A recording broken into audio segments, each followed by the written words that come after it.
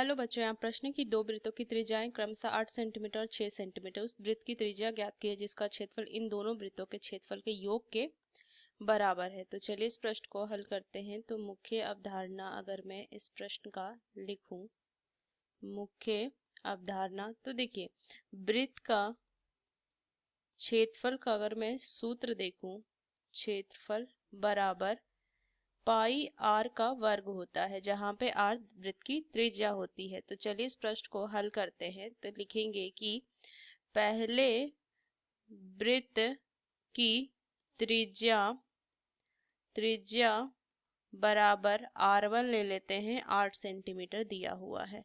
तो दूसरे वृत्त की त्रिज्या को R2 ले लेते हैं जो 6 सेंटीमीटर दिया हुआ है।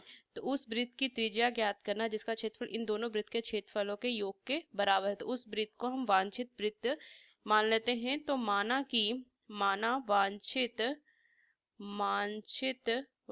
वृत्त की त्रिज्या को हम बड़ी आर ले लेते हैं, 8 सेंटीमीटर।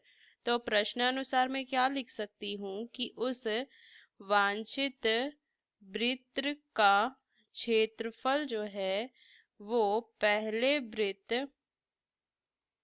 का क्षेत्रफल जोड़ में दूसरे वृत्त का क्षेत्रफल होगा।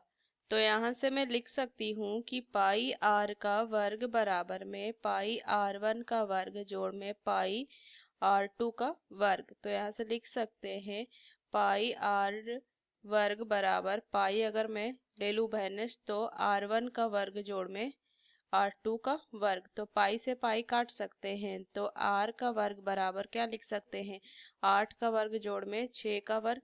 तो R का वर्ग बराबर में 64 जोड़ में 36। तो R बराबर में कितना आ जाएगा, वर्गमूल 64 जोड़ में 36। तो R बराबर में 10।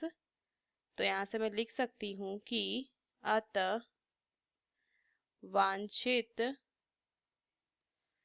वृत्त की जो त्रिज्या आई वो हो जाएगी 10 सेंटीमीटर। यही मुझे ज्ञात करना था।